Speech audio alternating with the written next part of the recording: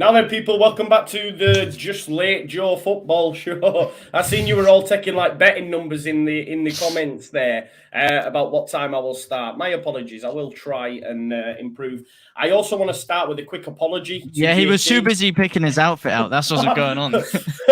I wanted to apologise to JT because I've hammered him for when he's been in the background with vests saying you're not wearing a vest. But it's got to the point where this ginger lad is too much this heat, so I'm wearing a vest. You have to just get on with it, right? So apologies to JT. How the tables have turned, I know. It's because I've gone gym a couple he's of times. He's been hitting David Lloyd a couple of times, couple of bicep curls. Next thing you know, he's whipped the top straight out.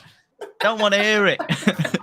That's what it is, yeah. JT will come back, right, next week, ripped up, and I've got no vests allowed. I've made the decision. Mate, I got it there for half time if it gets too hot in here. Good stuff. Right, today what we're going to do, folks, before I introduce everyone, we're going to talk about the latest transfer rumours, and then we're going to talk about, obviously, Wolves. We're going to look at a positive each and a negative each, and then discuss that, yeah? And then we'll have a quick little look ahead to Southampton. So everyone get involved in the chat. As is always the case, which I have forgot to do this week, my apologies. I will rectify that. I am going to put each channel name in the title. I'll do that now while we speak. So please do subscribe to each of the lads' channel. Listen, a little bit of like inside ITK stuff. Lewis has been doing some mad stuff in the background with graphics and stuff. Like there is a top show coming your way, so make sure you subscribe. You all already are, but it does look good, doesn't it, lads, from behind the scenes, to be fair. Yeah, looks like it's going to be class. JT's just like, I can't compliment him. I can't do it. I can't do it. Can't compliment him. Yeah. Wait, who am I trying to not compliment here? I zoned out for a second. You? We're Lewis. You're talking about his new show. Yeah. All I'm saying is, you can. It's risky game getting excited for it. You don't know if it's going to come next year, next month, next day. Yeah. He says he's going to be doing weekly uploads. It was meant to be this week, and it's not. So I can't. Oh, what a surprise! Yeah, stuff's not done in time. It's not ready. It's Mate, you don't understand, mate. You wonder why we're always late. It's because we're about to start, and then Lewis just pops in the chat 2 minutes before we start. Oh, I'm going to be 10 minutes late, lads. Sorry for the late notice. Hey, I was on time. I was on the dot.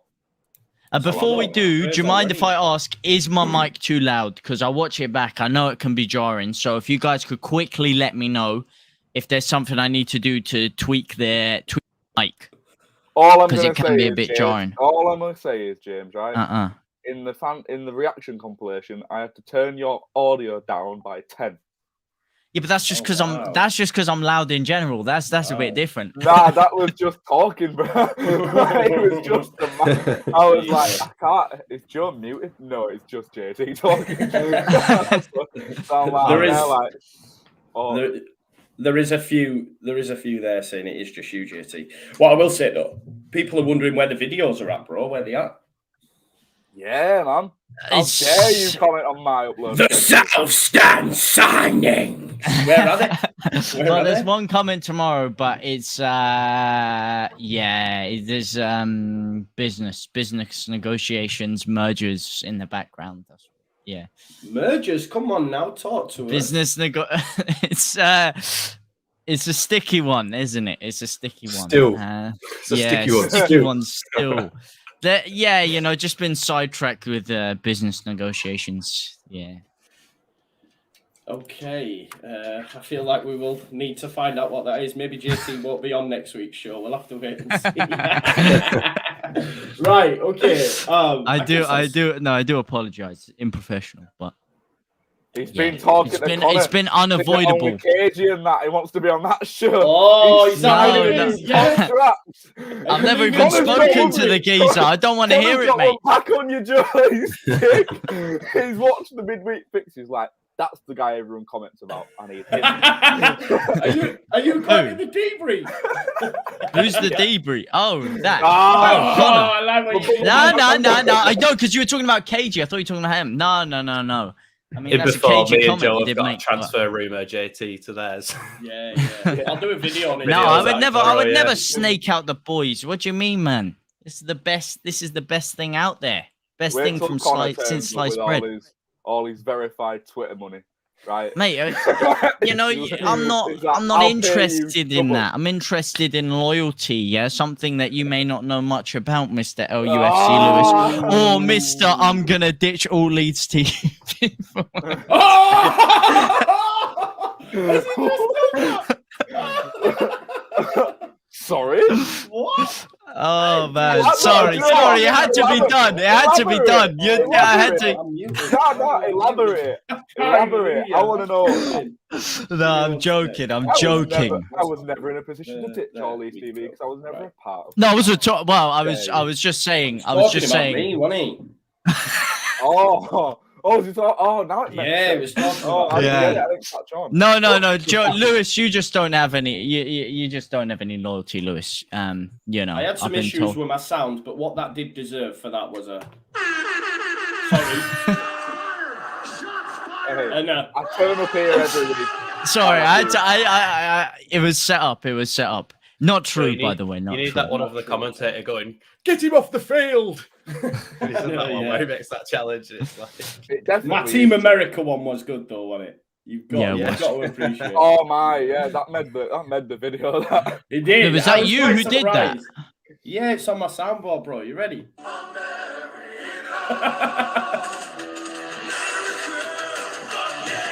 Oh, I thought Lewis just edited that in. No,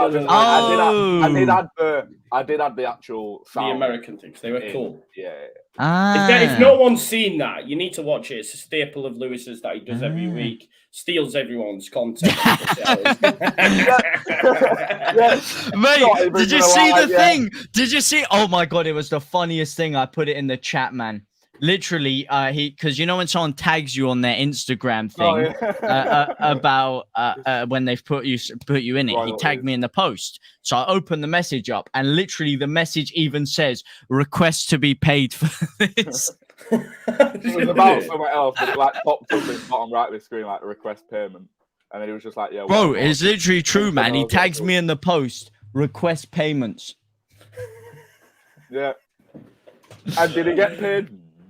No, I didn't. No. Apparently you're paying Ollie Ward. You're just snaking me and Joe out. That's what I heard from the pipeline. Right. So, is he paying you? Oh, I think he's paying you and Ollie and snaking me out. Look at this. Look at this. Calm down, man. Like, we're just chatting like friends do, you know what I mean? Like, come on, this is how it works on the Midweek. 16 minutes. It's actually been 7 minutes and 50 seconds, Scott. There you go. Let's talk to Max anyway. He always sits there quietly, patiently waiting, doesn't he? How are you, mate? You all right? Hi, lads. All right, yeah. Buzzing after that win. Yeah, it was good, wasn't it? It was good. It was really good. Did you? Go on. Did I what? Sorry, mate. Go on, it's all right. Go on. I was just going to say it's so good to get a win in the first game of the season because last season that was what killed us. A lot of our players are confidence players, and when you lose the first few games, you start to think, when's our first win going to come from, or where's it going to come from? And it kept going last season, whereas this season, get one on the board straight away. It's just like pressure's off a little bit in terms of getting that first win. Now you can just play our game. Now we can just play marsh ball. I just want to, yeah, you agree. Nige D, the more you say that, the more I will play that. You do realise that, like, I will. Oh, yeah! That weren't me, by the way. Who else could it be? It was definitely you. And this as well, Dirty Leeds, they're actually going up. I can see the view count in front of me. That's not true. Stop lying, all right? Please do smash a like on the video, though. Subscribe to all of the lads' channels. Their channels are now in the title, right? I've done that. Sorry, lads, for not doing that earlier. This is something I don't do. I need to learn from you. You're the king of asking or just saying, like the video. I go through your whole reaction because I don't download the, like, you shorten them down on your own channels just because JT likes to do his own transitions and stuff. It makes it hard for me. So I'm like, I'm just going to download the whole thing. And so I'm going through your whole live stream. You're like, after every single incident, there could be a tackle, a pause in play, a goal, whatever. If you haven't liked the video, we're up to 270. We're getting 300 in 20 seconds. I know we can do it. We've got 2,000. I know, but it's smart. I don't do it. The game's the game. You've got to do that though, right? Because it's not. Rumors have it 75% of you are not subscribed. What are you doing? You know the game. This is a little peer behind the curtain there, but it's a way of showing your support, right? I had one guy message me, right? This was the best. I think I shared it with you when he went on my comments. He went, "You keep asking people to like videos." He went, "Don't you realise people like videos so that they can save them, and what you can set up your own watch playlists. later."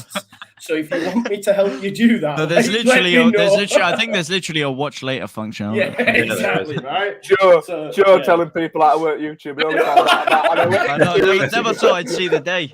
Exactly. He only found out about analytics a month ago.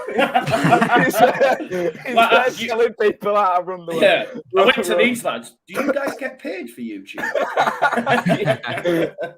I'm averaging 7,000 views. Can you make money off this? It is what it is. It is what it is. Right, come on now. Let's talk about Wolves then. We're playing a game. I didn't know. Yeah, exactly.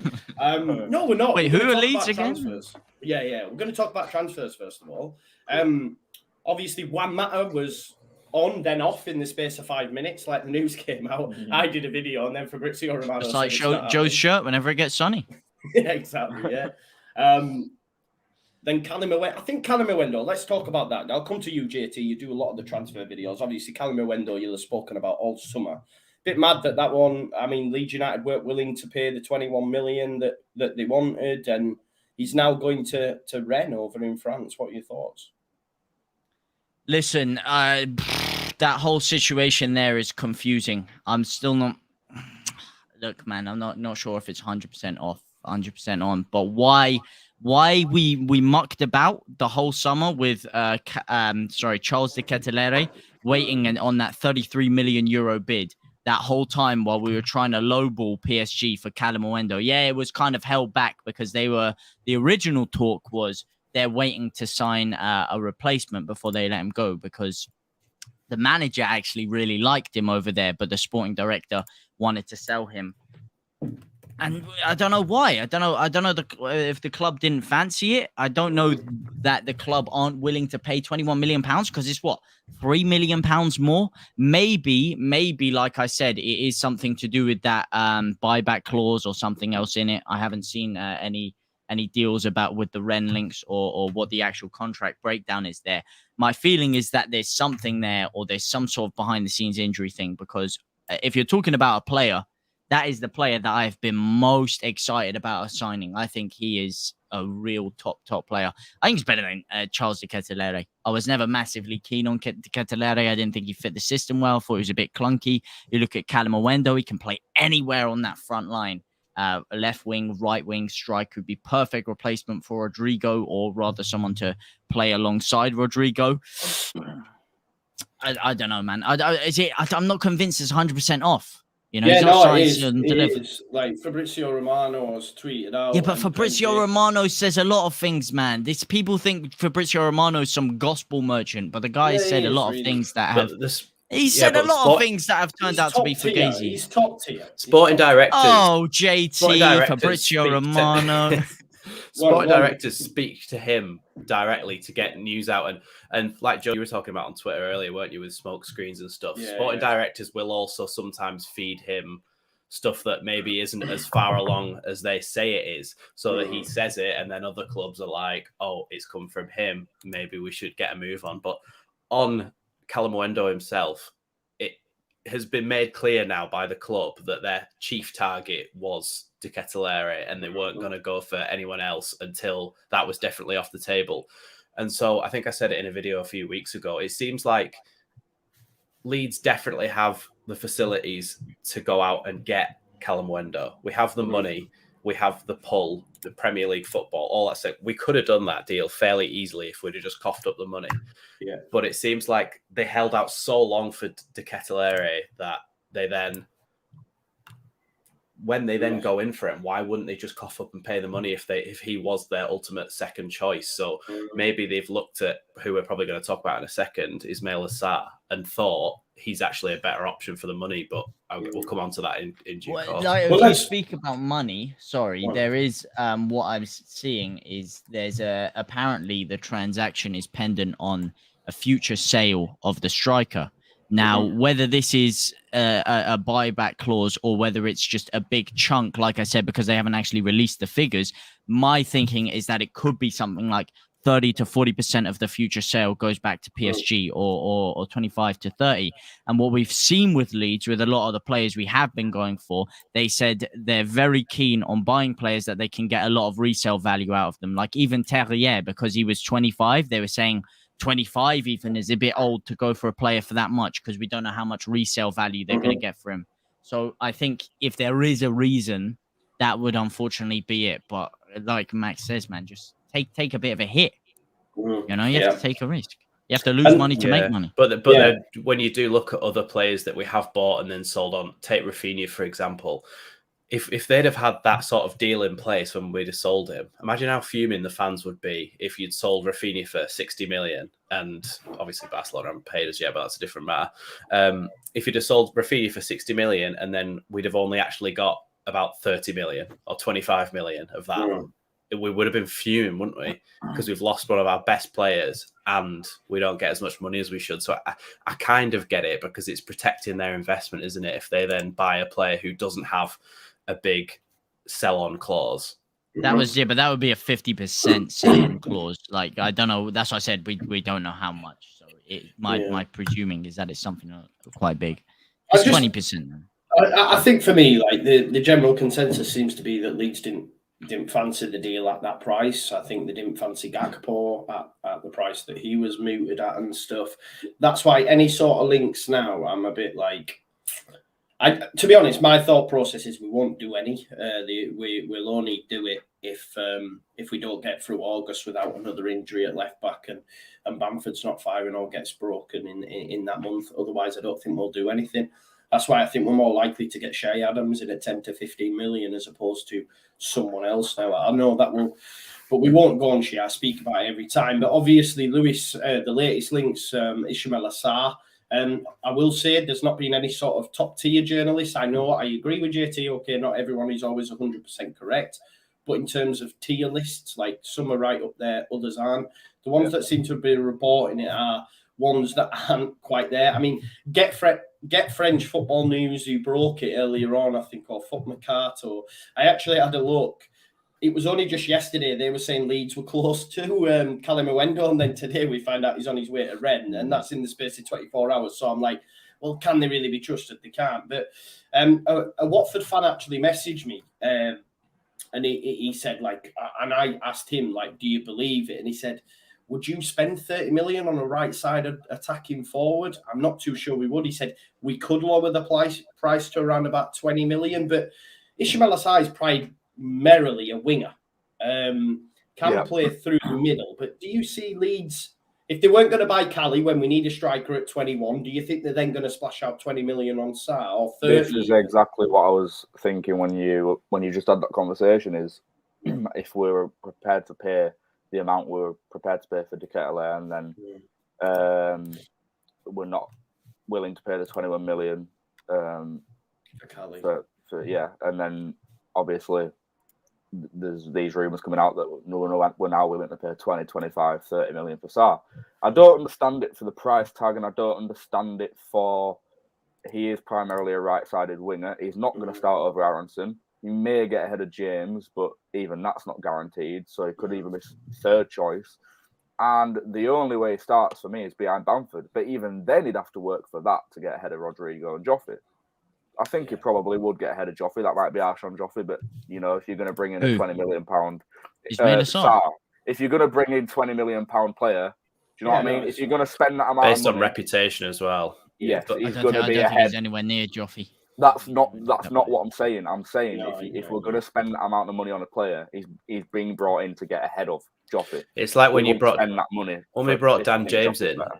we spent 25 million on Dan James, and so when we bring him in, he's not going to just not play, is he? So even though he maybe wasn't even an upgrade on Harrison, he still got played, didn't he? He still got game time. And then they tried to fit him in as striker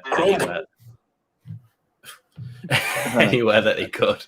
But also with Ismaila Sarr, we've already got Bamford, whose quirk is that he's not exactly the most clinical finisher. Oh, that's what I was saying, man. I mean, last time when they played us and we won 3-0. Yeah, he missed that absolute sitter who just shanked it into the stand. If you're going to be playing that centre forward role, you just need to side foot that into the bottom of the net. Which is why I don't understand it. Absolutely skied it, but people have tried to. I mean, I did a video about Ismaila Sarr, and I said similar things where I said that I'm not sure I want him because I'd like an out and out striker. Our midfield is stacked now. I'd like an out and out striker who's going to be in the middle of the goal, like Bamford does, ready to receive those crosses and ready to get on the end of them and stuff. He's just not that player. Well, I've seen all this stuff about, and my mate's a Watford fan, obviously, so I spoke to him about it, but all this stuff about he's never been justified or never been given justice under any Watford manager. No manager's given him what he's wanted, played him in his best position, all this. That's besides his ability, right? When you're looking at things like struggling he can beat a man, but when you see one-on-one, sometimes he struggles, or in front of goal, as you just mentioned. If you're going to be talking about spending 20, 25 million, you've got to be sure that money's, and you know what I mean? Like, if we needed a right-sided winger, fine, but we don't. And if we're spending that amount of money to bring a player in who we're going to try and force in behind Bamford, because that's the only place he starts for me, he ain't good there. Not primarily. So he's not, and it's about. And we've got Sinistera to come back as well. Like you've got right. So what? This is why I can only understand it if he comes in behind Bamford, because then you've got Bamford, Joffe, Rodrigo, Sarr, 4 options. Well, that's the position we're going for. No, but that's what I mean. But then you've got Harrison, Sinnott, Aronson, James, 4 options. Then you've got Rocker, Adams, Forshaw.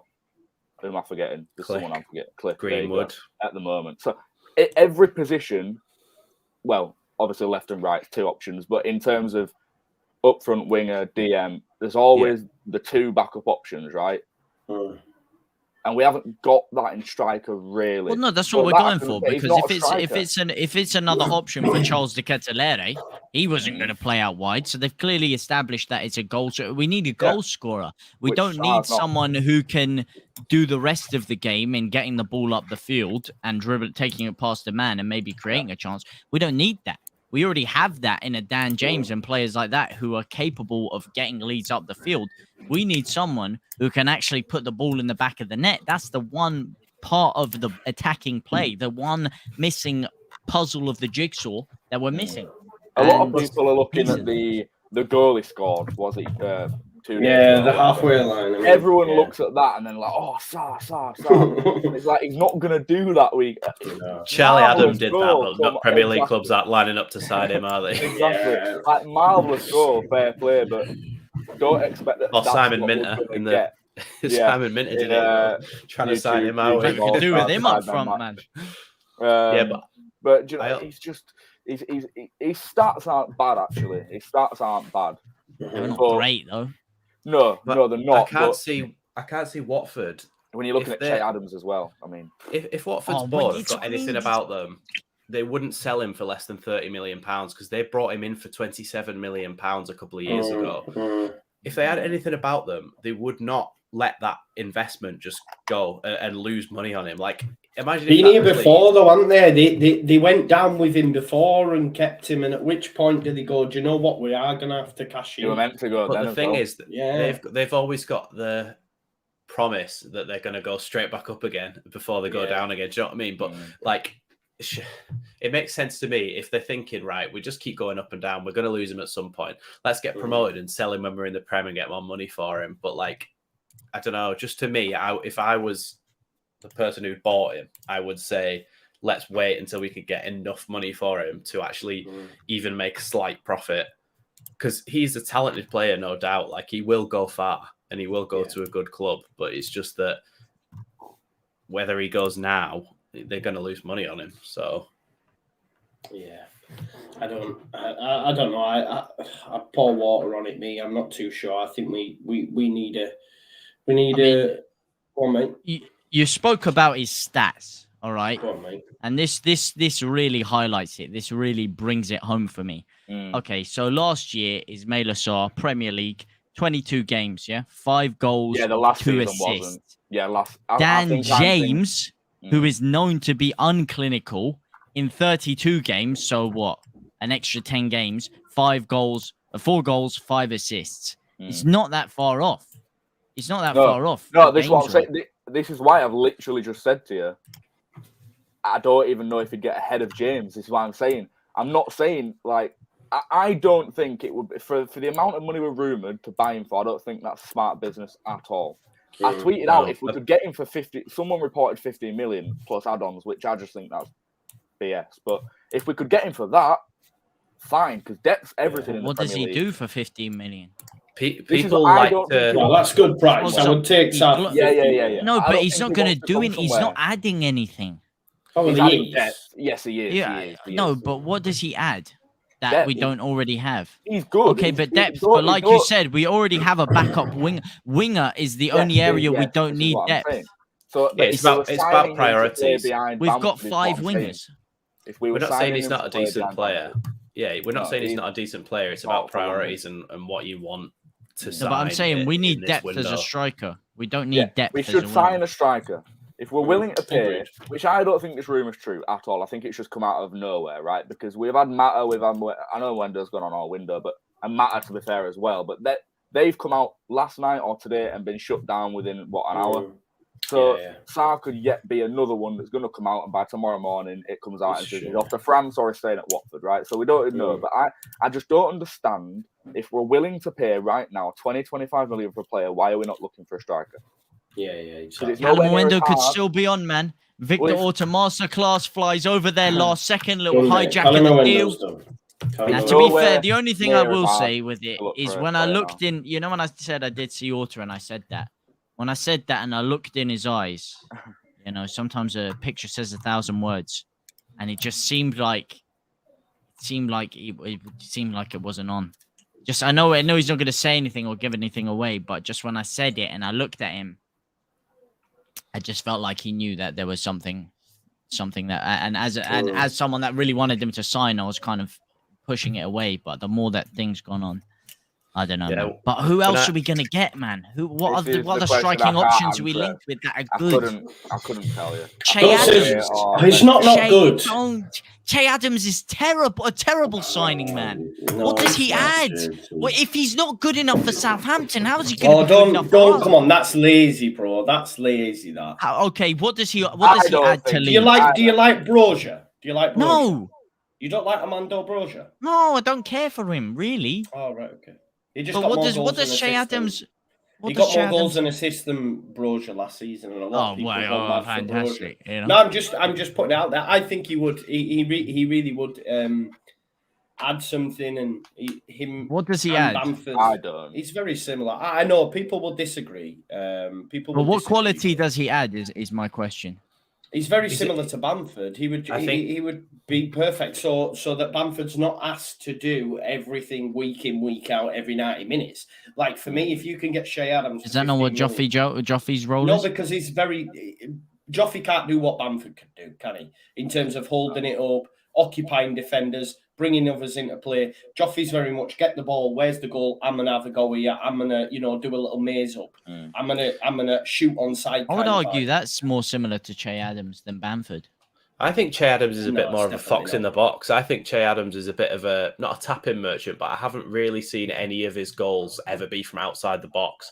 I think he's a player that will get in the right place at the right time in the box and just put away anything that's loose in there, which in certain situations can be good if you are trying to create that threat and you have got players like Brendan Aronson just popping balls into the box.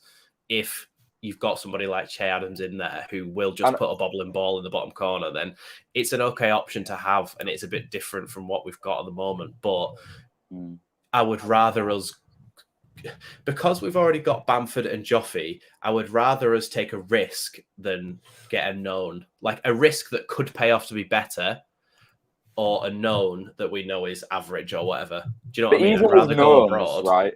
Even with knowns, say, and I'm not saying for a second that I want to sign him. I'm just using it as an example. Mitrovic, right? If we marched up to Fulham and said, right, here's 15, 20 million, there's not going to be no discussion there. At this time in the transfer window, I'm not saying Mitrovic because right? But I'm saying like how surely, I'd take him. No, surely we're. But I would take him over Che Adams. I'll put it this way. Well, yes, but surely we're in a position where, and I know we nearly got relegated last season, so I'm not saying we're top 10 Premier League or all this, but in terms of we're 3 years Premier League now, we've got money. We're assembling a new squad under a new manager. We've won his first game. If we march to I don't want to say smaller club or less successful club or less established club. They are. Well, Fulham are. They are. If you march to a tiny little irrelevant tin pot club like Fulham, then you're going to be able to get their players. Simple as that. 15 goals last season. This could be in England. This could be in France, Spain, whatever. And we like the look of him. Why are we not doing that? We've got, 3 weeks left of the window? Maybe. Let's not get giddy, yeah? The last time Mitrovic was in the Premiership, he scored like 2 goals. I'm not saying Mitrovic. No, I'm just saying, the way that JT is going on, like, Mitrovic is the second coming. Yeah. Oh, no, I'm not saying he's the second coming. Shea Adams has scored more goals in the Premier League than Mitrovic. Che Adams doesn't add anything, though. Mitrovic is the second coming of himself. But look, but my point is, you want hold-up play. Mitrovic is still better at that than Che Adams. I don't know where you're getting this idea that Che Adams is some god of hold-up play. I would argue that Rodrigo Moreno's got better hold-up play than Che Adams. Shut up now. You are now talking No, I'm serious. You are talking rubbish, right? I'm serious. Nah. What has he showed? You can't compare his hold-up play to Bamford. Give over, man. Give over. I'd say there's a bigger gap between Bamford and Che Adams than there is between Che Adams and Rodrigo's. Okay, I don't know. I think we are capable of walking up to a less established, smaller club or whatever in any league and saying your striker's got 10, 15 goals or whatever, or matched assists and saying, here's 20 million that we're apparently prepared to pay. Give us him. Name and shame these smaller clubs. Which one should we go to? I don't know, but I'm saying we can't just, if we're sitting there focusing on one player for 3 weeks, I don't understand it. If we need a striker, why have we not got I don't think we are. 10 options? It's really frustrating, the lack of sort of transparency that we get with Premier League clubs and what they're doing, because they will be looking at multiple targets, but they could at least give you some reassurance, like even ambiguously you need to make in a press conference. Videos, man. Could at least tell you who they're looking at, so you don't have to do rumour videos. No, but what I mean is, even ambiguously in a press conference, they could say, "Oh, we're still looking at multiple options for the striker position," rather than just saying nothing at all or talking about only one player is the link. Like if they just said, "We're looking at multiple options," and that's all we're going to say. Like at least it put the fans at ease, and I don't think it'd really have a negative impact on the actual deals themselves because, like, how are those other clubs going to know even if that's a lie or that's smoke screens or whatever anyway? So at least it would say to us like, okay, they've got it in hand, and they should be really, but we just don't know that, do we? Yeah, because they should be looking at left back as well. Yeah, right. Let's talk about some other things. Right? Leeds aren't probably gonna do any business anyway. What I will say though, I just want to address something just quickly. Nothing bad. I just want to find this comment because I'm going to make a point here. I'm going to land, right? Anyway, right, I can't find the comment. It's gone. But what I will say, everyone who's having a go at me for Shea, right? Remember Conor Gallagher last year? Then we can talk, all right? Then we can talk. Because I told you all about Conor Gallagher and you all sat there and goes, nah, he's rubbish. His team got relegated. Why should we train a Chelsea player? All that sort of stuff.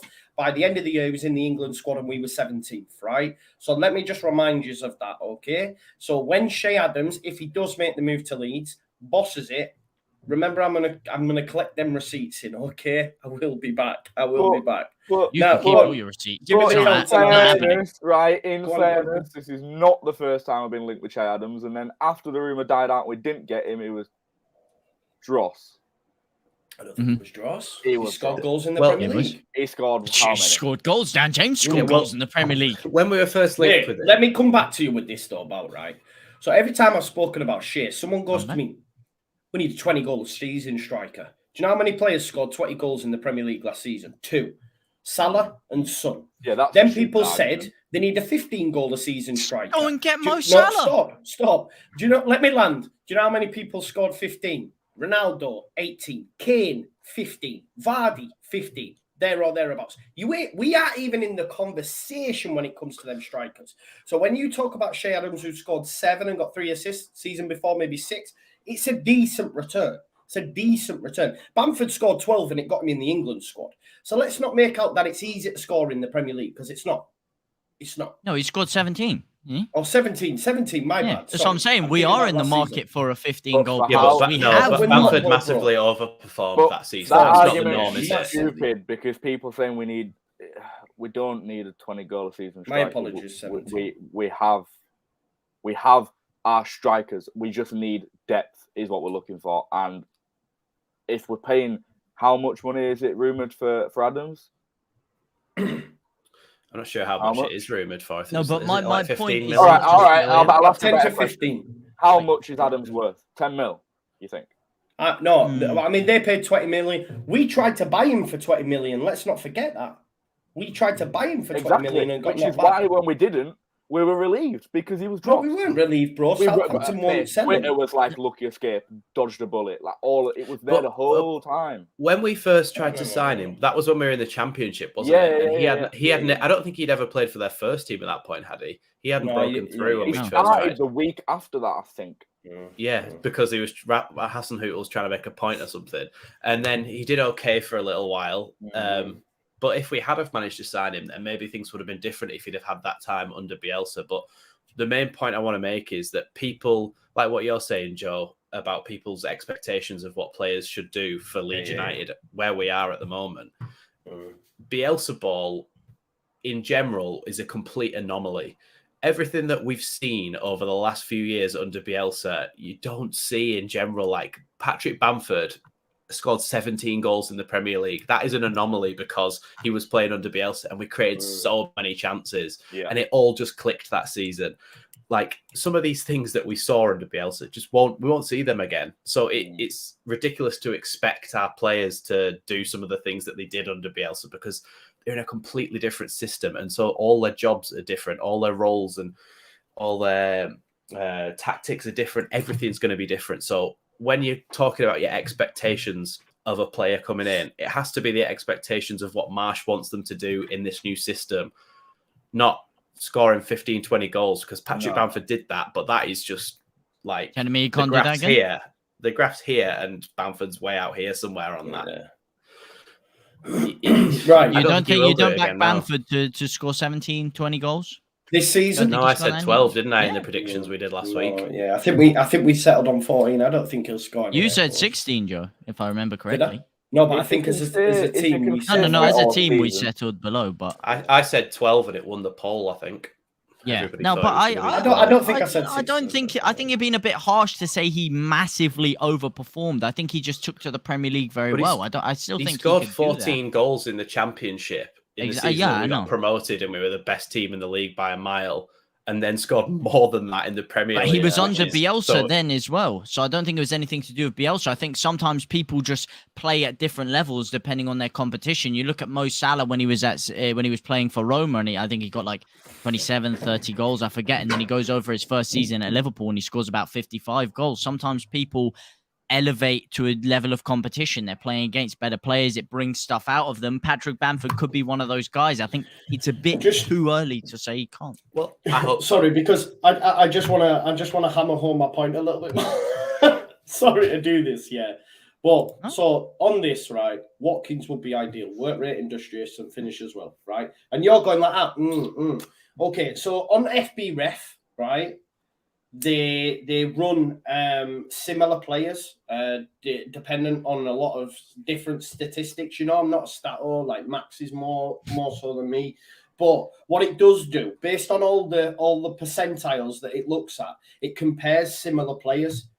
And Ollie Watkins is comparable to Shea Adams in terms of statistical numbers. But this is the point I'm making. People will go mad for Watkins. You would go for Watkins, but then go, Shea, he's rubbish. They're very, very comparable.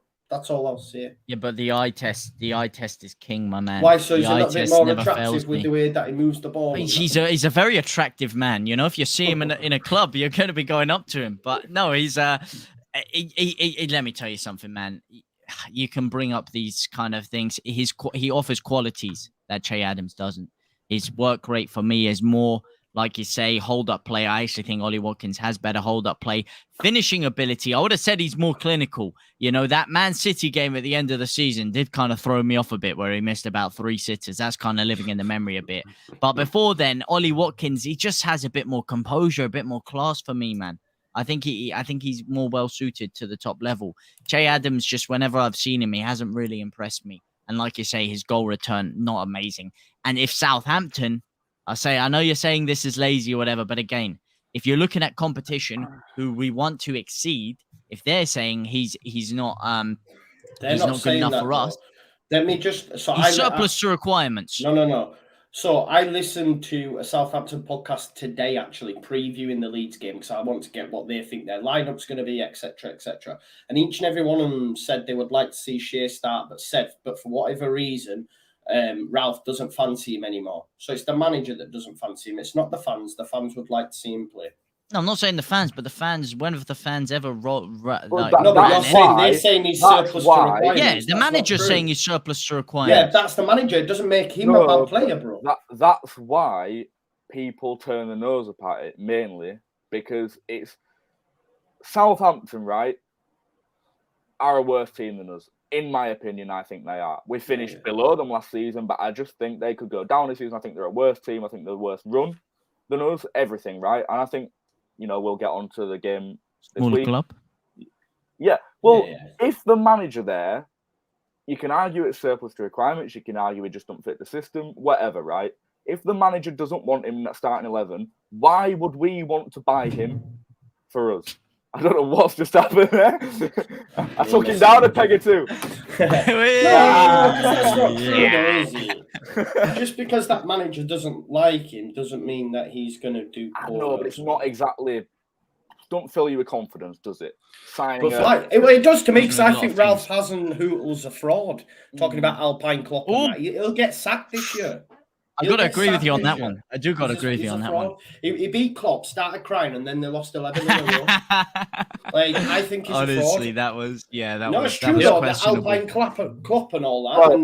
Well, we should probably talk about off Wish. Yeah, let's talk about Wolves. Right? Let's move it on. 42 minutes in. Let's talk about the game we've just played. Are we 42 minutes in? Wow. Time flies while you're having fun, boys. Exactly. We do. I hope the chat right now is going. Finally. Finally. They love the transfer chat. But what we said we would do is all do a positive each. We're not allowed the same either or a negative each, all right? So, JT, you start us off with your... No. I want to go third. Right, okay. Shall I start us off with the positive then? Yeah. Okay, because I went nice and easy. Before we do it, by the way, folks, there's 700 of you watching. This is how you do it, Lou. And there's only 248 likes, people, right? So let's get that at least. What are you doing? Get that smashed up for us, please. We could get that to 300 by 45 minutes, I reckon. Yeah, 50 likes. Easy peasy. From right. So, my positive, because I'm the host of the show, I went for the easy one. I managed to get the easy ones in. I went for Brendan Aronson. Oh, he's got it on the back of his shirt. There you go. Yeah, I thought he was amazing. I think we all said, didn't we? We believe he'll get Player of the Year. And on first looking, just in one game, I think we were all bang on, really. He took to it like a duck to water in terms of his... I mean, the first goal doesn't happen if it's not for him. And Harrison, I will say that, but he was he was everywhere. I thought that right-hand side worked really, really well. And obviously, he does score the goal as well. Great for Brendan, and he'll just run all day. He's like a Duracell bunny, and he's perfect for what, Jesse needs. Not sponsored. Hashtag not sponsored by Duracell. I think he was class for me. Real standout, and I felt so happy because I was thinking all these people that have been hammering us don't know about the ballers we've bought in, and they're going to fit the system perfectly and we'll be fine this season. Genuinely. That was my positive. Lewis, what was yours, mate? Bit of a lazy one, but just the attack and the character to get back into the game, really, which didn't see much of back in last season. Bar Wolves, funnily enough, and Norwich, I suppose, but and Brighton. But in terms of every game, I'm just shouting out my no. But like, we were out of that game. We weren't even remotely in that. Like, that first 20 minutes, that second half were hard. Yeah. You turned in. I don't know why you're pulling a face, JT. He's bang on. Well, no, you said we weren't in the game in the second half. We weren't drawing. He's on about that spell where we just couldn't even get the ball. Do you know what? In the second half, though, but we were still drawing, so we weren't nowhere in the game. Oh, come on, bro, man. You say we were as if we were losing. We were still drawing. Lewis, we get what you mean. Right? I watched an open Wolves training session for 20 minutes. That's what All right. What's your name, Bielsa? The ball down there with the binoculars. Shocking. But after, in retrospect, when we come back into the game, obviously substitutions from. Oh, that's a positive. I'm sorry. You're only allowed one, Lewis. I know. I'm sorry, but the substitutions links to us getting back into that game. Like, great decisions to make, because something needed to change. Blimey. We got back in. Obviously, we score. And after that, it was fine. But on retrospect, when I got out of ground and, you do your like review at game, whatever, what your thoughts are, we held us own in those 20 minutes as well. Yeah, that's the positive take from that. Yeah. We've had a lot of times where the opposition teams have just been absolutely passing us to death around our box, and we always conceded eventually. Yeah. We didn't concede in that period. So for me, that's a massive positive. Yeah. Oh, yeah. Definitely. Thank you for that, Lewis. And a Durex condom. What was your positive? Every time. Mine was the way Tyler Adams tracked back, because sometimes you see holding midfielders or midfielders in general, they'll get passed by or whatever, and won't make the effort to get back as much as they should. And Tyler Adams, the amount of times where a player had thought they'd got past him, and then they're about on the edge of the box about to make a pass, and Tyler Adams just comes steaming in from behind and takes the ball. He was everywhere. Every time they got past him, it was like... Do you remember when everyone said he was rubbish as well, mate? Yeah. Yeah. So he just had the tenacity and the drive and the aggression to be like, no, I'm getting the ball back. Like, you're not having it. What are you talking about? He would just absolutely sprint back, hammer a challenge in, get the ball and get us up the pitch again. And it was just like that energy and stuff. And it gets the crowd up, gets everyone excited, which then translates to the pitch. And then when they've got on that counter-attack, they're all buzzing from the fact that they've just won the ball back again with a smashing challenge. And I just thought, him doing that is just like a massive motivator for the team, as well as being a really good defensive ability to have to someone to get back and take it when they're not even expecting it. So I thought he was class in that role. Yeah, 100%. 100%. I mean, he ran. Only Odegaard ran more than him in that. I've seen that. Innit? Yeah, amazing. I mean, for your first game in the Premier League as well, JT, amazing, bro. Before we move on to the negatives, none of us have mentioned Click. But I haven't had my chance yet. I haven't had my chance yet. Go on then. Well, I'm glad you brought it on to Mateusz Klich, because I was actually not going to talk about Mateusz Klich. I just want to say. I didn't mention well, it's actually similar to both of yours. I mean, Lewis, you said you were talking about us staying in there in that 20-minute period where we were getting ran through, and for me, the reason why we were able to is our defense, but not because of our actual 4 defenders there, because of the 2 in front of them.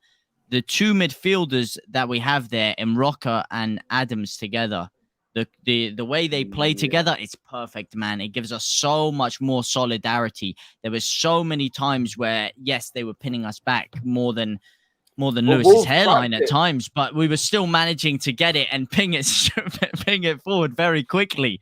Okay. And the way one of them would drop, like you say, Adams, Rocker would fill in that position as well. He would hold the ball well.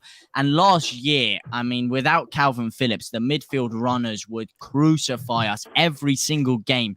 Anytime there was a player who had a bit of ability picking up the ball deep, running through, I mean, Ben White, John Stones, these kind of players absolutely crucified. When Matip ran through our entire team against Liverpool. And the Villa game where we conceded 3 destroying you. Well, Wolves just cracked it, didn't they, before the second half? They pushed the wingers up. And mate, they couldn't crack an egg, all right? They could not get through that midfield. Well, before we move on to negatives, I do just need to I need to do the super chats. I said I was going to do them and I forgot to do them, and it's about a moment that we've already spoken about. But I have to give my man Smudge his moment. He says, "Hi men, part 1. In my opinion, I think Orta is being very specific and he's not going to part with any more cash unless he is in the top 2 or 3 of who they want." And he says, part 2, and the main planning is now for the January window. I sense a major push coming from the second half of the season, and we will be in for a big surprise. I think it's a good point, mate, because I don't think we'll do anything, and I think we'll try hold out till January if Bamford and Firpo get through the whole month of August, and then the window shuts. And he does say, I find it amazing how the majority think we know what is going on. Clubs don't tell fans. This is true. I know. I understand that.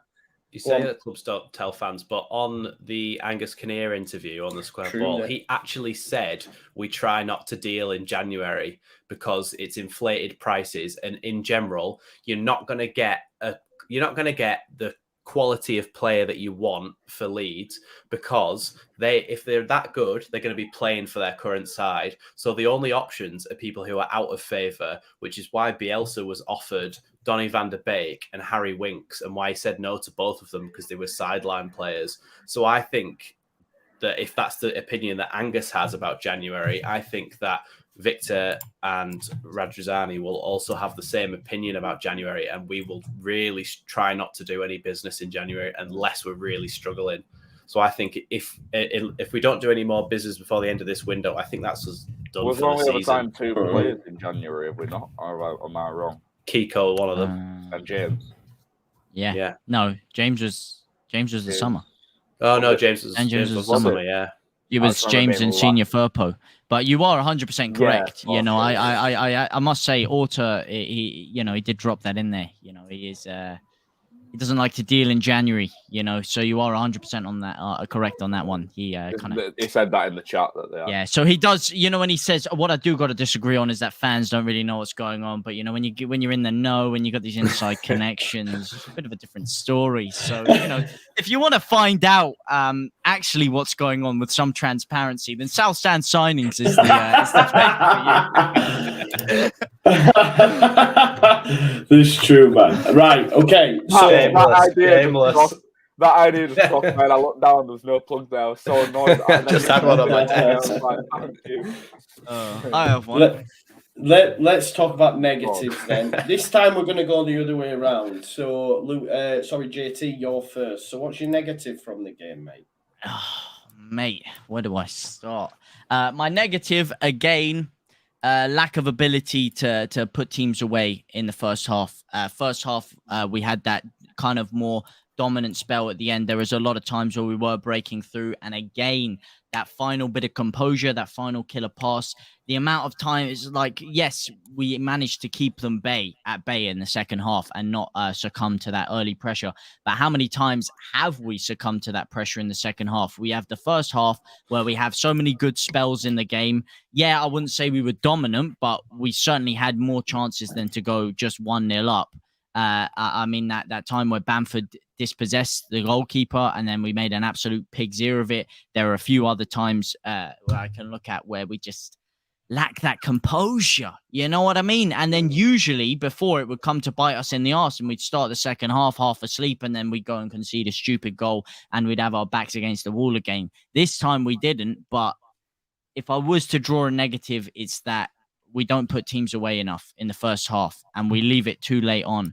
We leave it too risky for us. When's the last time you can really think of where we made it comfortable for ourselves and actually put a couple of goals away in the first half and gave us a bit of breathing room? This Saturday. This Saturday? You said we were out of the game in the second half, man. No, the Saturday coming. Oh, well, I said last time, He so you're mixing up your future and your past. Doing all these morning videos, man. He hasn't slept for 3 weeks, so he doesn't know what's Alex has come with his. He says positive marsh barking at Bruno. That was a lot of You don't know where I'm from, dog. Dog, yeah, exactly. That's the American. Push me, don't push me. Right, Max, what was yours, buddy? Pascal Strauch's possession retention. Now, he's not a left back. Very highbrow for this chap. That is. Go on. Well, it's just that when he's expected to be up the pitch and he's almost at the corner flag, sometimes he's that high up, and he's expected to be helping with the attack, overlapping and whipping balls into the box and everything. But he gave the ball away a lot of times. And instead of, well, even when he tried to just recycle the ball back to maybe Rocker or Adams or Harrison, who was inside him, he would play passes into Wolves players' feet, and there was feet. And there was a lot of groans and moans from the fans every time he gave the ball away. And it really breaks up what we're trying to do. When we're trying to hit those quick counter-attacks and catch them before they've got themselves ready in their defensive lines again, if we then give the ball away, it just completely gets rid of that whole momentum, and that's what Marsh is all about. And so I can't blame Strauch for it because he's a centre half. It's not his job to do that. Yeah, I was just gonna say. But what I think it does is it highlights clearly to me that we need another left back in there. Yeah. Now, Junior Firpo, in the attacking sense, I think he's more than capable of retaining the ball in those situations and having a decent ability to get the ball in the box as well. His defensive stuff is not as good, obviously, and we've discussed this, but he's got those holding midfielders to cover him now, so it's not so bad. When Liverpool play, Henderson is in that holding midfield role, and when Trent Alexander-Arnold goes, Henderson drops into that right back role to actually protect him when they're being attacked, and so you could see a little bit of a similar thing for us. Rocker. So Firpo can work in there, and Rocker could just drop in slightly. But I think it highlights that we do need another left back, because if Firpo 100%. Is out, we need a player who is comfortable on the ball in those attacking areas. And sorry, I went on for about half an hour, but that's my... I think you're right. I think you're right, because with Firpo there, we could have actually put them away. I think we don't have that attacking razzazaz, the razzmatazz, the vavavoom. You miss a delivery into the box as well from them positions as well. If you look, mate, he delivers better than UPS.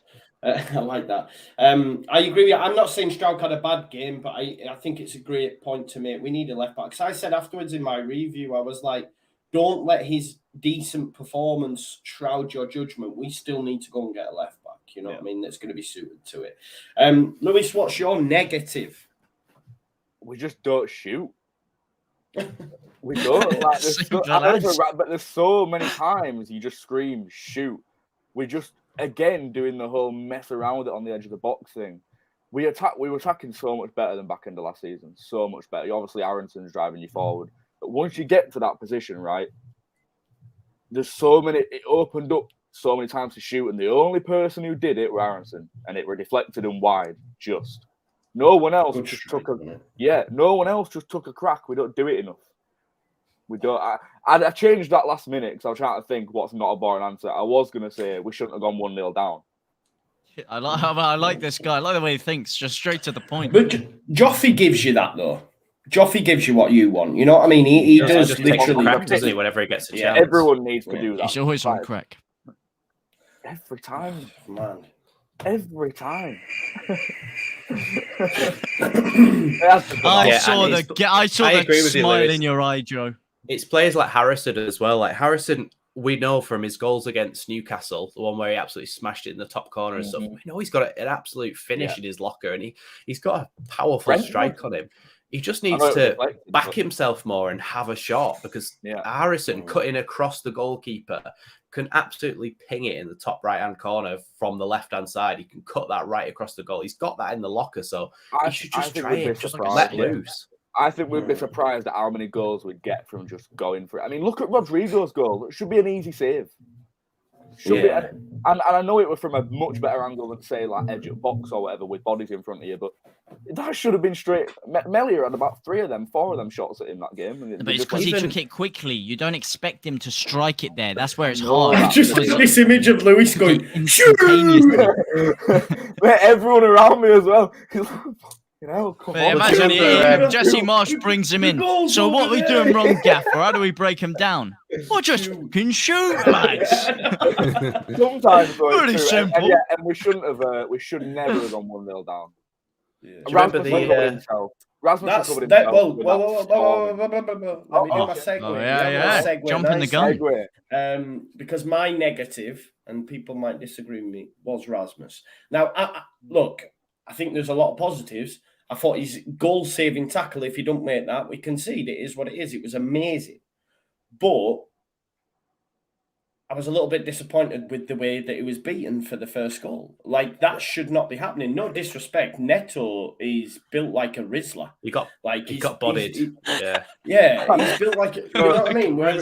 He's built like me. I never expected those words to come. So I felt so violated, right? Because when he's going past, he's built like Lewis. I see Rasmus run up and I go, go on! Oh shit! Exactly. This is what I'm saying. I expected to clatter him and just start. I'm there like out of everyone just goes quiet, and I'm like, go on, Rash! He got spun like a Beyblade. Like, well, it's not even that. I think it was maybe a little bit of over-exuberance, wanting to perform well. He's got to realise, though, this is the Premier League, and a lot of these wingers are tricky customers. So you can't just go, like, smashing in, because you will get left for dead, and that's what happened, and we conceded from that. Whereas if he makes his way up to him and stands him up, and then he probably don't get past him, you know what I mean? He just showed a little bit too much. But I'm not saying he had a poor game. I was just, with all the build-up we've had around Rasmus, it was like he's the Terminator, the animal. Oh, yeah, and he is that. The Viking. But then, for him to be beaten so easily by Neto, I was like, oh, come on. It's his balance, though. It just seems a bit off. Like, Podence was twisting him up at times, man. He was ripping him apart like a Christmas cracker. We had this conversation in pre-season, though, of the uncertainty. I know. I should have maybe put him with the one that could go either way. I changed it last second, but I do think so. It's like Joe said, he's brand new to the Premier League, right? And hopefully, the main thing for us is that if he can learn from that, if he can learn from those mistakes and go, bloody hell, they didn't do this in the Austrian Bundesliga. I better be. Can you imagine it in the Austrian Bundesliga, Max? He probably sends that winger up into the stands. Do you know what I mean? But it's true. He probably clears him out the stadium. Yeah, exactly.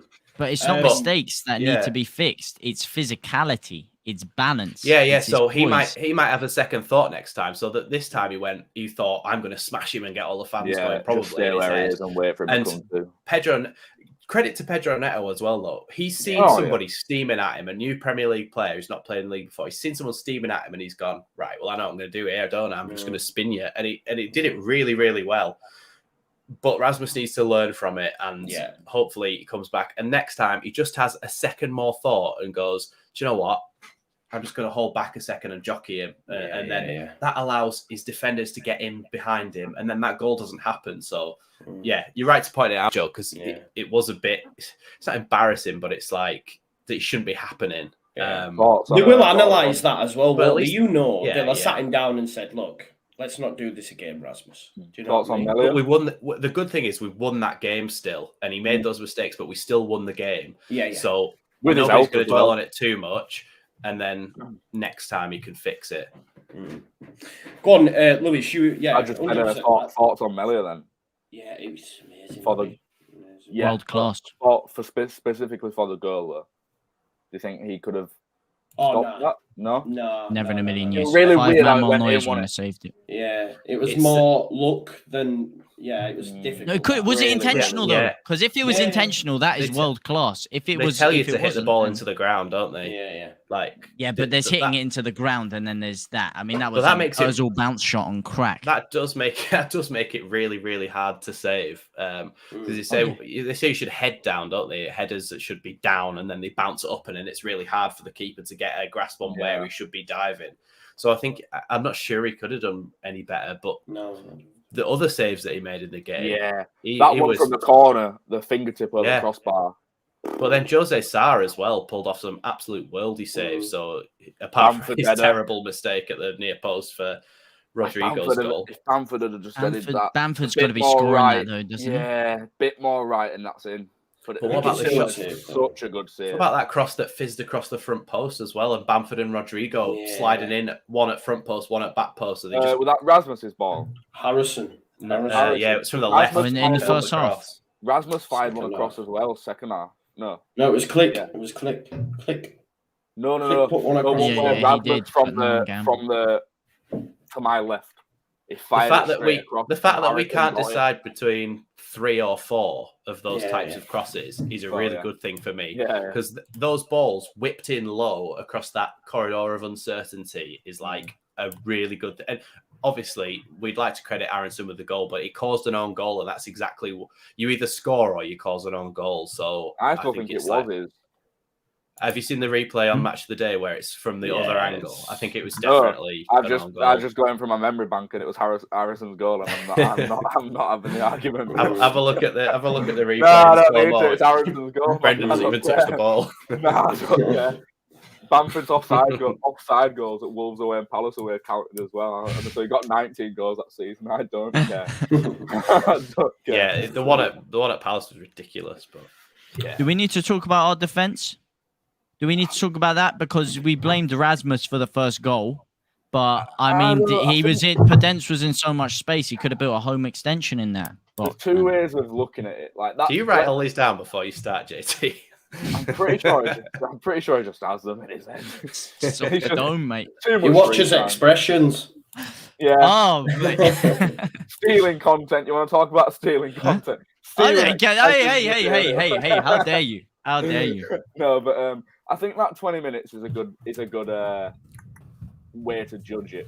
You look at it two ways, don't you? Look at it with we did weather the storm, we held our own, and then we had the character to get back into the game with the changes and that. But then on the flip side of that, should we have ever been in that position in the first place? Well, Wolves cracked it second half. They just pushed the wingers up and pinned us in, and every time there were a goal kick, they got it straight back. It was hard to watch, and you could see a goal coming a mile off. God knows how they didn't score. Thankfully, credit to the defence and Melia for keeping them out. But it's two ways of looking at it. I don't know. I don't want it to be like that all season. Put it that way. Mm-hmm. Bit too roomy. Yeah. But when we're playing that system of you got 5 men running at one, you're gonna have them. You're gonna have space. If we're playing that system, you're not man marking anymore. It's zonal marking. You would like to think as well, though, that if that has happened, where a team have pushed wing backs up and they've seen that it's pinned us right in, you'd like to think that Marsh will have a look at that and say, right, well, how can we, what's the counter to that, basically? And I think it's more likely that Marsh will do that than Bielsa would have done. Yeah. And I knew you were going to make that comparison that we have to, because Bielsa just had one way of doing things and he stuck to that way, and that's how it was always going to be. So, but you'd like to think that Marsh is going to have a look at that. But then what do we do? Because if you're zone on marking, there's not really too much you can do with that. You can't say to one player, right, you're going to man mark and stay there all game, and then to rest you're going to. You can't. Can you do that? I don't know. Can you change it around? You can. If it usually that would happen if it was like you had a really good attacking midfielder and you had one holding midfielder stick to him the whole game, and then you had your other holding midfielder to play in that space, and the rest of the team would be zonal. But for the wing backs, it's hard because Marsh is relying on the width from our full backs being really high up. And so if they're being pinned back, we haven't got that width then. And that's the complaint we had last season where we were too narrow. So I'm glad it's his. I'm glad it's his job to sort that out and not mine. Oh, sorry. No, under Marsh, first game against Villa, did we not double up on Coutinho? No, there was one. We had bloody Luke Ayling marking him at one point, and he got absolutely spun. No, but I'm saying if he's prepared to certain games be like, this player, you cannot give him space. That's where I want to see you're not doing the same thing every game. I want him to like take it game by game. Be like, right, this week we're playing Southampton, and next week we're playing Chelsea. So this week, yeah, we can play like this, but Chelsea, you've got to stay on him, you've got to stay on him, etc. We can't do what we did against Wolves against every team every single week, surely, because it's just going to be the same. As long as we don't go with the 5 at the back, bro, and concede within 3 minutes, then I'm all right, because that's what happened last season. Do you know what I mean? The thing is, as well, it's a tricky one, because if you do set up to have one player marked, like say if we were playing City and you said, right, Kevin De Bruyne is going to create everything for them in there. Yeah. Let's just mark him out the game and have the rest of the team zonal. Yes. They are so good that what they'll say is, okay, we're going to sacrifice Kevin De Bruyne. He's going to get marked out the game. We're going to sacrifice him.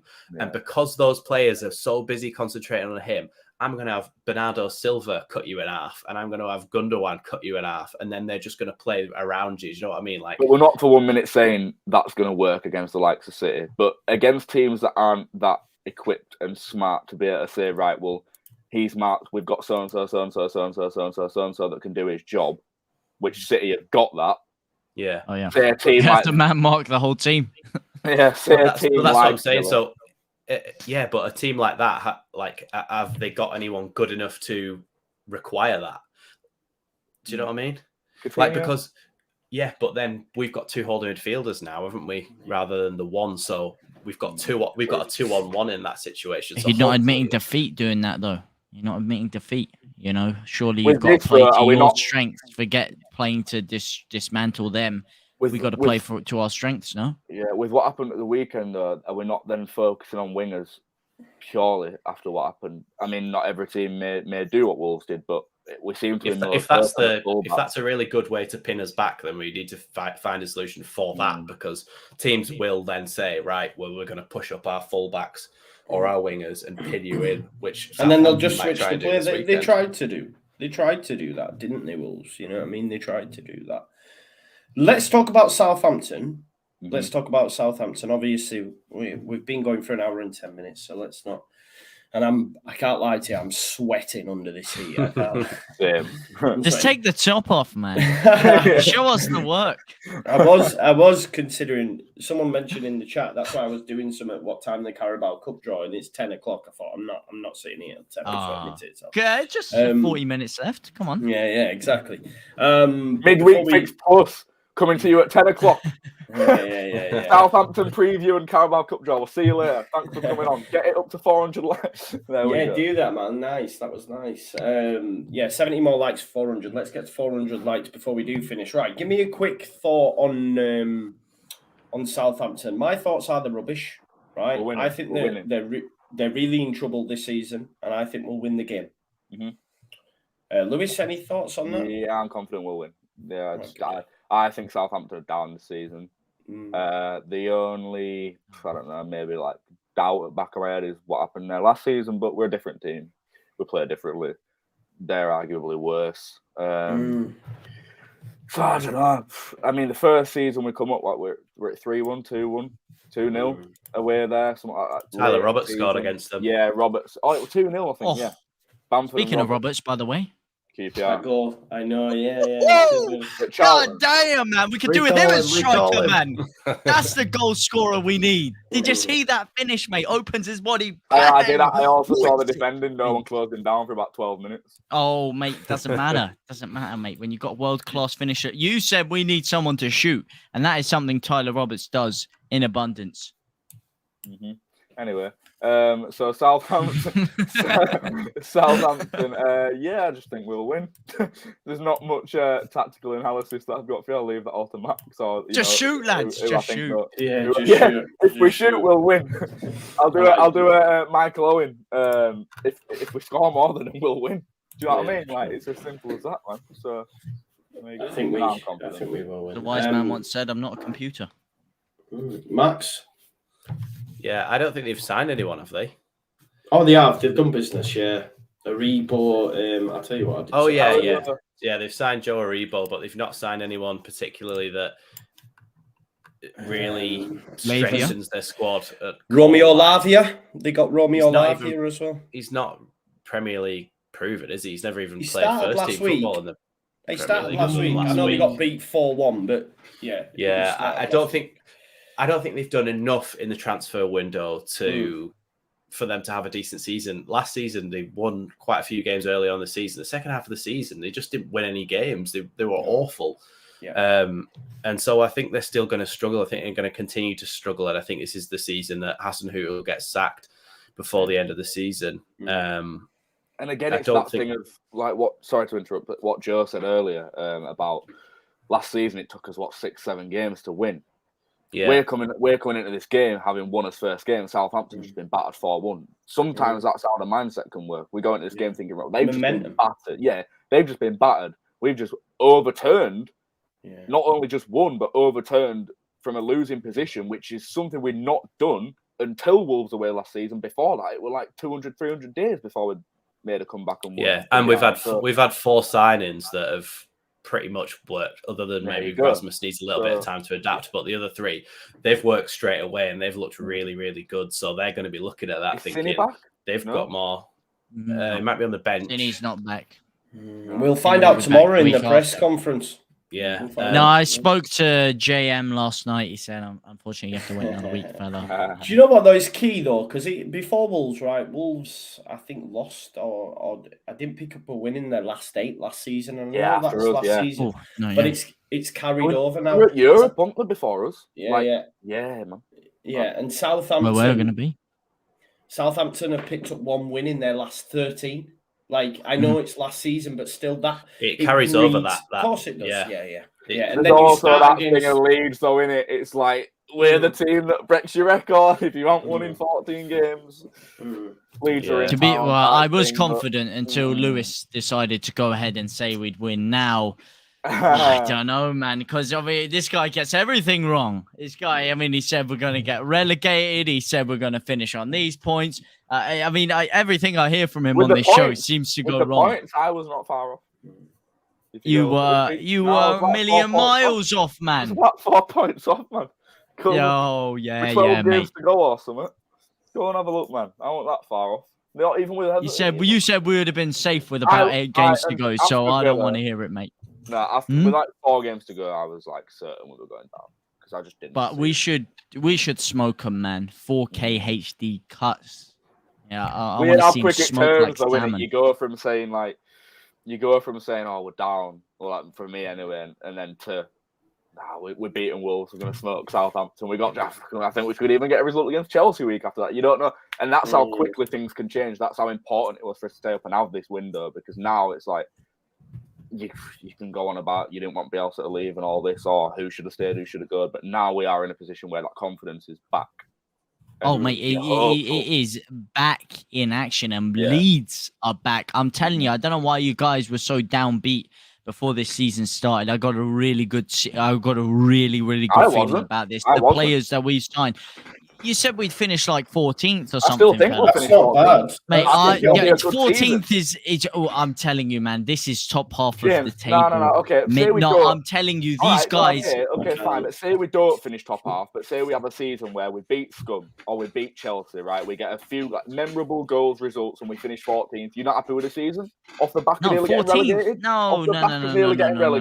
I mean, look, you got to be happy because it's time to rebuild, but I think we've got to get this system moving.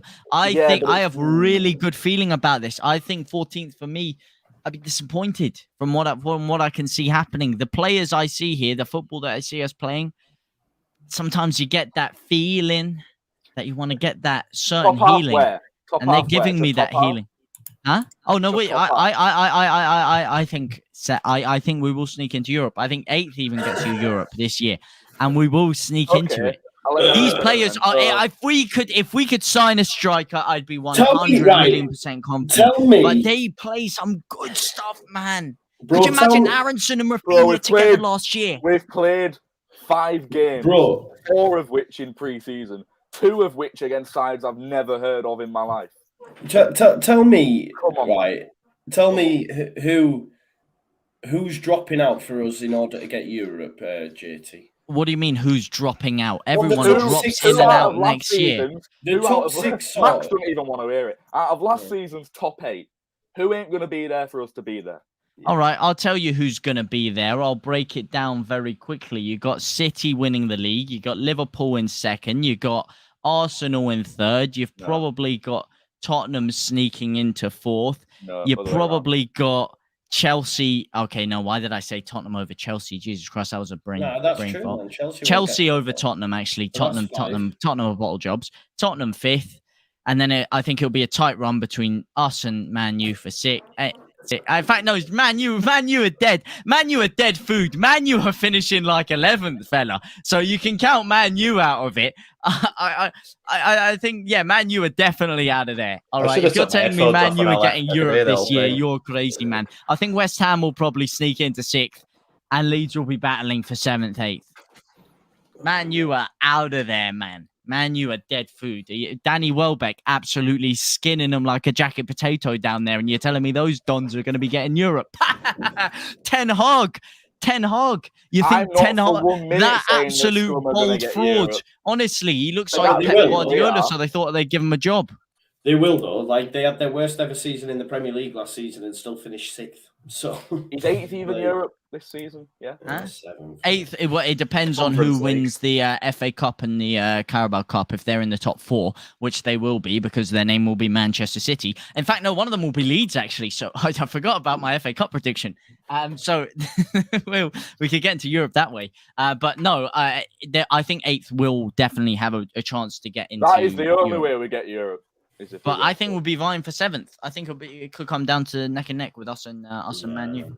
Newcastle will finish above us. Brighton will finish above us. Or Newcastle. No, Brighton will not finish above us. Honestly, Graham Potter is one of the most overrated dons I've ever seen. I can't believe people actually think Brighton will finish above us. You are chatting out of your backside. No, I'm not. I don't think Brighton. I'm not that ugly. Club. I don't think Brighton are a big club. I don't think Potter's a world-class manager. This and that. But Brighton aren't a big club. XG, bro. They're about as big as me and Joe. XG, you want to talk about stats? XG, they'd have been like, I think, in Europe. Yeah, they're XG merchants. Big deal. They finished 9th last season, bro. They'll probably better. We finished 9th under Bielsa and then absolutely we finished 17th last next season. Year. Exactly. So that's my point. Exactly. Just because Brighton finished 9th, it doesn't mean that they're any good. That's the best season they've had in. No, they are very good though, bro. Did you see they're like Graham Potter's averaging around next level? I think they're pretty overrated, personally, man. I don't think they'll finish above us. Not overrated. They're just missing. No, they are, man. People were talking that like Potter's better than Bielsa. I'm sorry, man, but I can't believe I had to even argue that case. No, he had his number in a couple of games, but he also spent so many years in the Premier League when Bielsa didn't, and Bielsa was there for 1 year and absolutely smoked them season-wise and points-wise. Yeah, they had a good season last year. I think Brighton are a good side but next few years. That was his first season in the Prem, I think, Potter's. No, it wasn't. That wasn't Potter's first season in the Prem. I think maybe. It was. No, Potter was there a couple of seasons before. It was there when we were trying to get White back. Yeah, I think Palace. As well.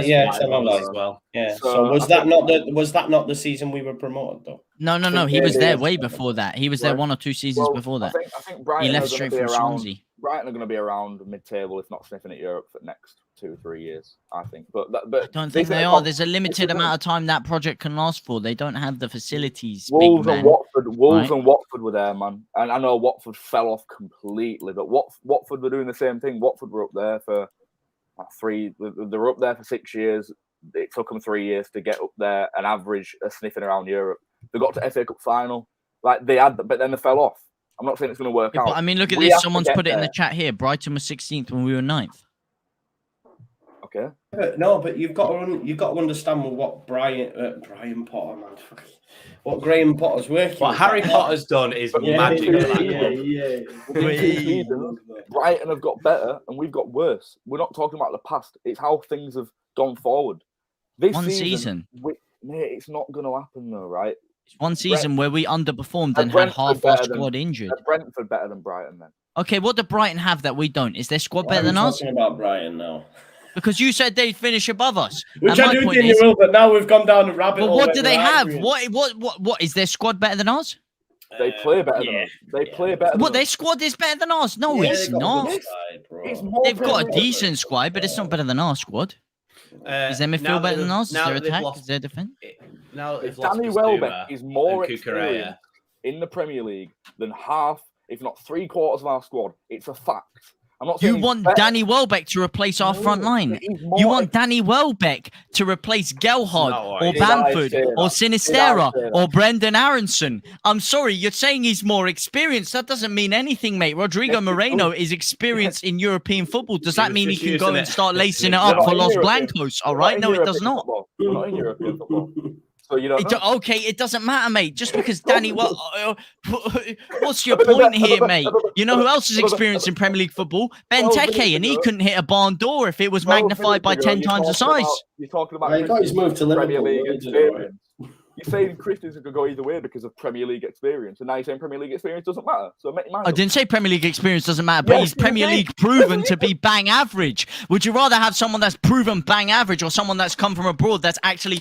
how are you going to say, oh, Danny Welbeck is the reason that Brighton can finish above Leeds? Look, I actually like Danny Welbeck, but the guy's like Bambi on ice. He's got 2 left feet, man. We talk about Rasmus Christensen having no balance.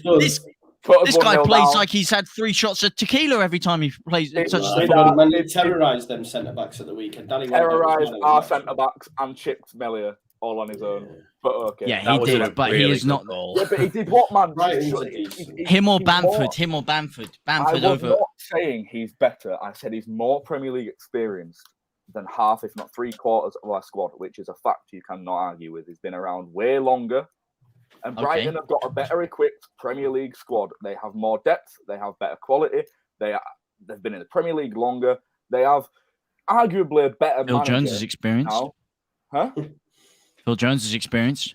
Correct. Did we not go? And Maguire's pre-experience. Were we not rumoured to go into? What? I don't know what the hell they were drinking or smoking. I don't know what they're smoking over there at Elm Road when they were linked to him, man. Neither do I. But what I'm saying is Brighton, like it or not, are a better team than us. No, they're not. I said, what part of them is their squad better than ours? All I said was they'll finish above us. That's all. No, but all I said is, do they have a better squad? And Lewis says, yeah, they do. Danny Welbeck is more experienced than your entire side. So your point for saying that their overall squad is better than Leeds is that one player is more experienced than the rest of our squad. So that therefore debunks every bit of quality. Okay, one example. Give me the others. Give me the rest. Welbeck is not better than any of our front line. Have we beaten Brighton? So let me, in terms That's of a different wild, argument. in terms of wild, sort of opinions, right? Like, all I said was I think Brighton will finish above us. Yeah, I don't know you said we'll finish 6th. Yeah.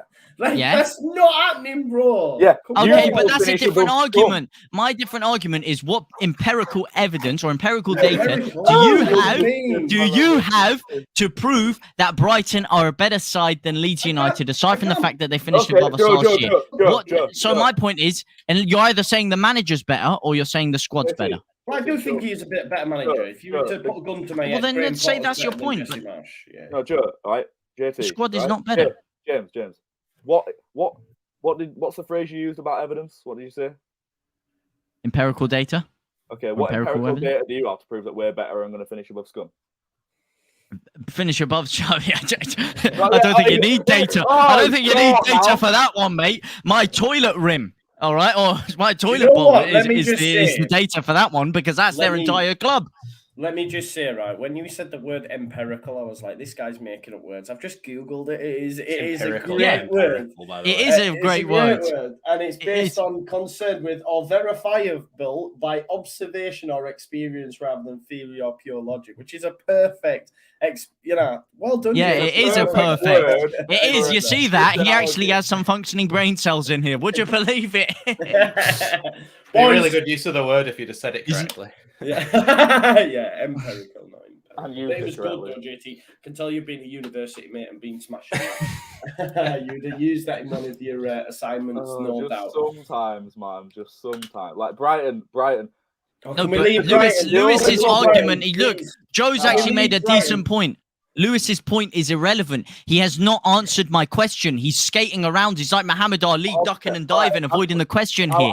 Answer the question. What about their squad is better than Leeds' squad? Who do they have that is better than what we have in that position? It doesn't matter who they have. Okay, so you mean it doesn't matter? So you can put a bunch of FIFA regens in there and have a better squad, can you?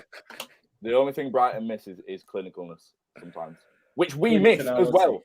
Which we missed. Yeah, you're not answering my question. Tarek Lamptey. What part of their squad? Okay, Tarek Lamptey over Christensen. Caicedo would get in our squad. Probably Mwepu would. Yeah, I think so. Trossard's better than who? Dunk would. Who would Trossard get in ahead of? I think he would get in. Sanchez over Aronson? Would you have Trossard over Aronson? Sanchez is better than I would play him though. I like Trossard. Okay, but where are you playing him? Over Aronson or over Sinistera or over Harrison? Over Harrison, I don't know. Okay, what about Sinistera then? Does he not get in over them?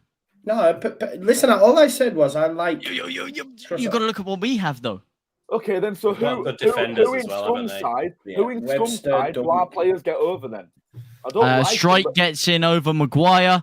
He also gets in over Raphael Varane. All right, that French Peter the Pan looking fraud. You got 5 times fullback Senior Firpo definitely gets in over Roberto Carlos any day of the week. Up front, I think Aronson walks into their side. I think Bamford starts over Martial or Rashford up front because Ronaldo isn't going to be playing over there. Boys, I'm pulling rank. Let's talk. let's end this conversation. I can't wait to read these comments, me. I always read them after, and I'm just like, yeah, it's done. It's done. Right, give me some score predictions for Southampton, Lewis. 3-0. 3-0 Leeds. Wow, Max. 2-1 again to us. 2-1 again. Yeah. JT. 3-0. 3-0. I'm going to say 2-0. We agree on summer. Yes. Yeah, we agree on something finally.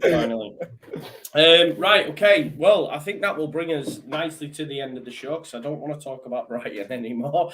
Yeah, we're not even playing Brighton. Yeah, no, right? The next time I want to hear Brighton is when we're playing them, right? When we do a Brighton preview, us finishing 6th would also mean we're finishing above West Ham, Newcastle, Villa, Wolves, and the debate could go on, but the bottom line is sometimes you just say stuff. You say stuff before thinking, or you don't mean it. Either way. Who? You. Me? You got stitched up like a freshly woven suit in that argument, mate. You had no point, no data, no evidence. Your only point was Danny Welbeck, mate. Let's see the comments after this. I don't care what the comments say, mate. The comments don't rule this. I tell you what my ears have said. And you did not tell me one fact. You did not answer my question. Whether you could have made a point that would have been better is not the point. You didn't make that point. You just completely ducked and dived and started trying to change the conversation, You also matey. didn't make a point of how we're better than Scum. Not one piece of data. That's a completely different argument and an argument that was brought up right at the end. Maybe you could say you've beat me on that end, but that wasn't what the whole 10-minute debate was. The whole Right. One of our left-back targets has just gone to City, Joe. Has he? Who's gone to City, so, bro? You know Sergio Gomez, the Spanish left-back from Anderlecht, who we're with. He's just gone to Man City when it was Fabrizio Romano saying it's a done deal. He was one of our targets, wasn't he? So he's off the table now for that left-back position. I've seen that happened. I've seen that we're linked to Kai Wagner as well from Philadelphia Union. So that's one that might come back in. But I think should we let the kids back in now? Do you reckon they'll be all right? If they've learned the lesson. Yeah, we'll see. We'll see what goes on. Are you all right now, boys? I felt you needed a timeout. So anyway, I don't see it. No, I'm joking. Right. Okay, so Lewis, what's going on the LUFC Lewis YouTube channel this week? Oh, I don't know. No, he said his new show is coming. Yeah, hopefully it starts next week if I can get everything sorted in time. It's mainly just guests, to be fair. Getting everyone free at the same, because there's some prep work to do for each one, so it's kind of difficult. That's why I'm not having a committed like this, not the same guests every week, because I can't make people commit to it. But all the graphics and everything is nearly done, so hopefully start it next week. But then obviously you just have the usual content like vlogs and reactions and all that good stuff. How's my intro getting on? Is that all right? I'm starting that tomorrow or Friday, mate. So I you'd be know, I'm pleased to joking. know. Cheers, pal. Max, what's going on Leeds lately? Live watch along that nobody's going to watch on Saturday for the Southampton game. And I did a Premier League predictions last week, and it's the only video on the channel in the last 4 months that hasn't hit 1,000 views. So if you could go and check that out, then that'll massively help me out. So yeah, folks, please do just go watch them Premier League predictions, even if, right, just to you know, get him up to that 1K views. Please do that. Listen, bro, as much as I would like to do that, Christopher Junction, it's still, yeah, because then we've got to wait for it to start. No, I'm not tired. Joe, just to say, you always call him Christopher. It's Christhorpe, I think. Is that all right? Oh yeah, so it is. Yeah, I've never noticed that. Christhorpe Junction. Ah, so it's either Christhorpe or Christhorpe. I think it's Christhorpe. Yeah. The aforementioned one.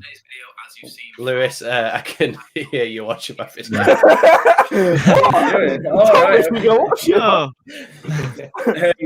Come on, the boy. No, Max will be copy striking me. If there's ever a fallout, I'd be like, "Where's that midweek fix?" JT, what's going on JT Live, mate?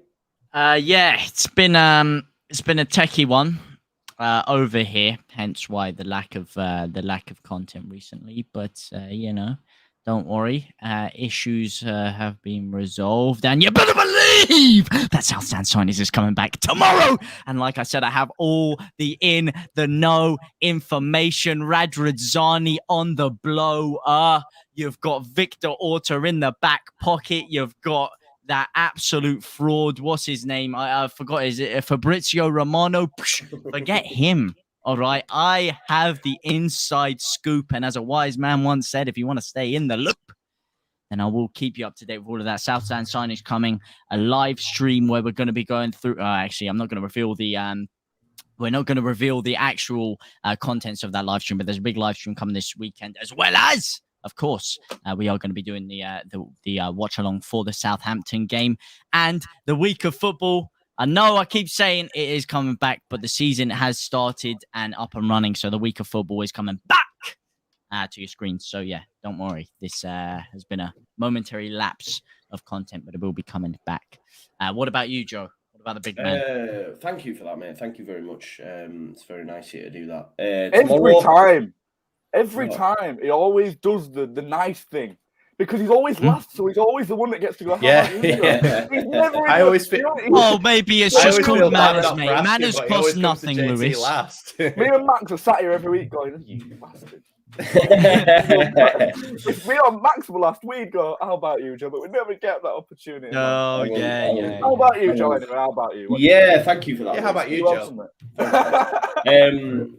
Tomorrow, about what day is it? It's Thursday, isn't it? Of course it is.